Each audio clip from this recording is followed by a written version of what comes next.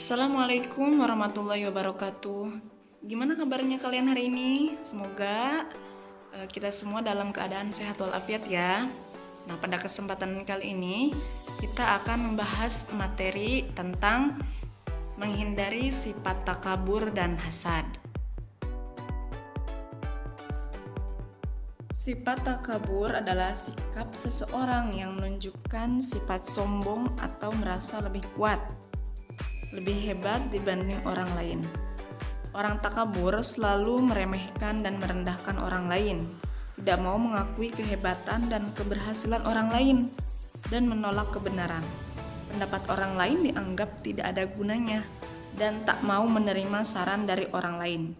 Sifat takabur termasuk penyakit hati yang sangat dibenci oleh Allah Subhanahu wa Ta'ala, karena membuat seseorang ingin terus-menerus menunjukkan kehebatan dirinya di hadapan orang lain.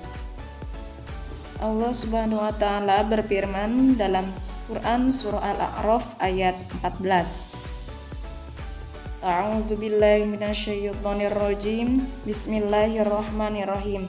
Innal ladzina kafaru biayatina wastakbaru anha la tufattahu lahum abwabus samai wa la yadkhulunal jannata hatta yalijal jamalu fi sammil khiyat wa kadzalika najzil muhsinin, yang artinya sesungguhnya orang-orang yang mendustakan ayat-ayat kami dan menyombongkan diri terhadapnya, tidak akan dibukakan pintu-pintu langit bagi mereka, dan mereka tidak akan masuk surga sebelum unta masuk ke dalam lubang jarum. Demikianlah kami memberi balasan kepada orang-orang yang berbuat jahat.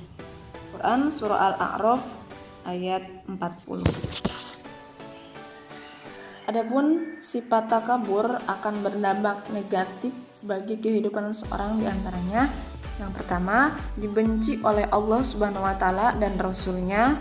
2. Dibenci dan dijauhi oleh masyarakat. 3. Mata hatinya terkunci dari memperoleh hidayah kebenaran. 4. Mendapatkan siksa dan kehinaan di akhirat. 5. Dimasukkan ke dalam neraka. Karena sifat takabur sangat dibenci oleh Allah Subhanahu wa Ta'ala, maka tentunya seorang harus berusaha sekuat tenaga untuk menghindari sifat tersebut. Beberapa cara menghindari sifat takabur, diantaranya yang pertama yaitu menyadari kekurangan dan kelemahan dirinya.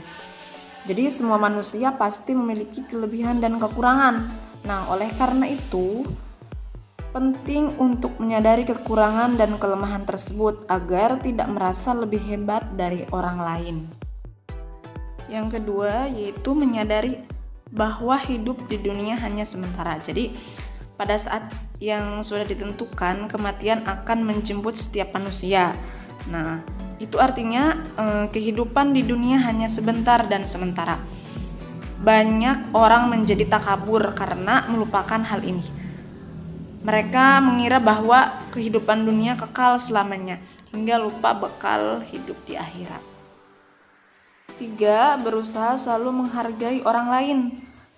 Jadi sikap menghargai orang lain dapat ditumbuhkan dengan selalu berpikir positif. Kekurangan dan kelemahan yang ada pada orang lain bukan untuk dicaci maki, tetapi untuk dimaklumi dan dibantu sesuai kemampuan. Nah, jika sudah mampu menghargai orang lain, maka dengan sendirinya sifat takabur akan hilang.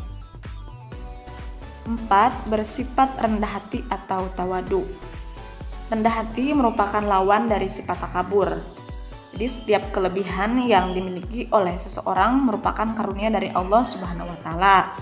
Bisa saja nikmat dan karunia tersebut dicabut oleh Allah Subhanahu wa Ta'ala dari diri seorang hamba.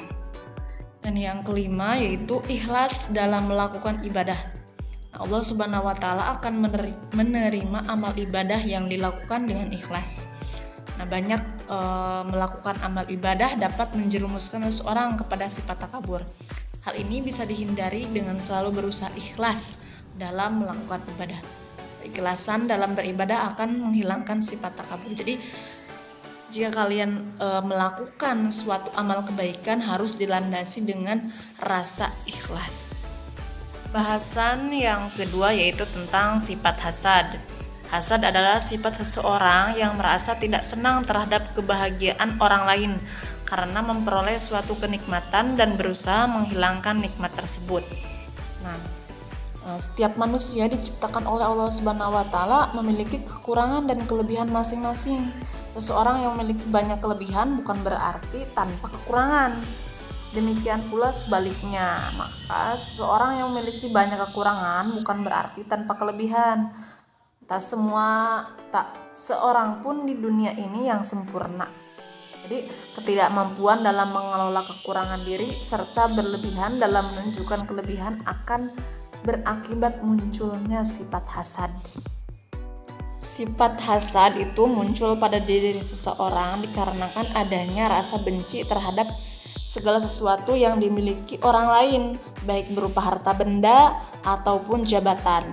Misal, ketika ada teman kalian nih di kelas membeli gadget baru, nah kalian merasa tidak senang dengan keadaan tersebut karena kalian belum bisa mempunyai barang tersebut. Menurut Imam Ghazali, ada 3 jenis hasad yang membahayakan manusia. Yang pertama, mengharapkan hilangnya kenikmatan yang dimiliki orang lain dan ia mendapatkan nikmat tersebut. Yang kedua, mengharapkan hilangnya kebahagiaan orang lain sekalipun ia tidak mendapatkan apa yang membuat orang tersebut bahagia, asalkan orang lain jatuh menderita, maka ia merasa bahagia. Yang ketiga, merasa tidak ridho terhadap nikmat yang diberikan oleh Allah Subhanahu wa taala kepada orang lain, meskipun ia tidak mengharapkan hilangnya nikmat dari orang tersebut. Ia benci apabila orang lain dapat menyamai atau melebihi apa yang diterimanya dari Allah Subhanahu wa taala. Selain yang telah saya sebutkan tadi, banyak dampak negatif lain dari sifat hasad. Di antaranya adalah 1. Menentang takdir Allah Subhanahu wa taala. Orang yang bersifat hasad merasa tidak senang atas nikmat yang dimiliki oleh orang lain, padahal semua itu atas takdir dan kehendak dari Allah Subhanahu wa taala. Pada hakikatnya sifat hasad sama dengan menentang takdir Allah Subhanahu wa taala. Yang kedua, itu hati menjadi susah. Nah, setiap kali melihat orang lain mendapatkan nikmat, maka hatinya menjadi susah. Hatinya merasa gelisah dan sengsara karena menyaksikan kebahagiaan orang lain. Yang ketiga, menghalangi keinginan berdoa kepada Allah Subhanahu wa taala. Maksudnya, orang yang hasud selalu sibuk memperhatikan dan memikirkan nikmat yang dimiliki orang lain, sehingga ia tidak pernah berdoa kepada Allah Subhanahu wa taala agar diberi karunia dan kenikmatan. Yang keempat, meremehkan nikmat dari Allah Subhanahu wa taala. Ia menganggap bahwa dirinya tidak diberi nikmat oleh Allah Subhanahu wa taala, sedangkan orang yang ia dengki dianggap memperoleh nikmat yang lebih besar darinya. Ini berarti ia meremehkan nikmat yang diberikan Allah Subhanahu wa taala kepadanya. 5. Yaitu merendahkan martabat orang lain. Orang yang memiliki sifat hasud, maka ia akan selalu mengawasi nikmat yang diberikan Allah Subhanahu wa taala kepada orang-orang di sekitarnya.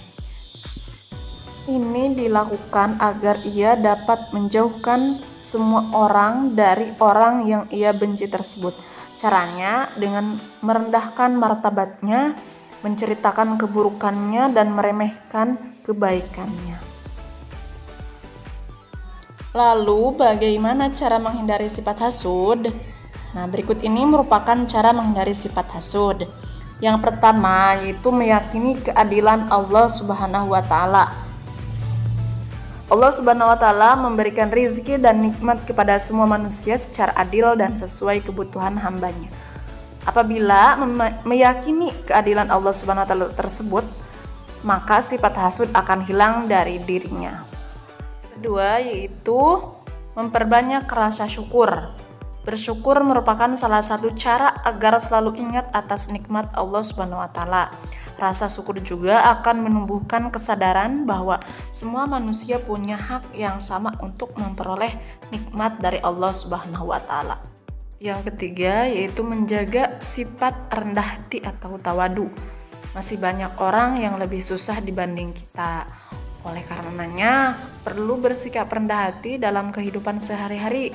Dengan demikian, maka menghilangkan sifat rakus dan hasud pada diri kita. Yang keempat, senang membantu orang lain. Selalu ringan tangan dan ikhlas membantu akan menjadikan diri kita merasakan kesulitan yang sedang dialami orang lain. Rasa empati seperti ini akan menghilangkan sifat hasud pada orang lain. Yang kelima, mempererat silaturahmi. Sifat hasud itu muncul karena seseorang kurang mengenal dengan baik kepribadian orang lain. Dengan mempererat tali silaturahmi, maka akan tumbuh rasa persaudaraan antara sesama dan menghilangkan sifat hasud.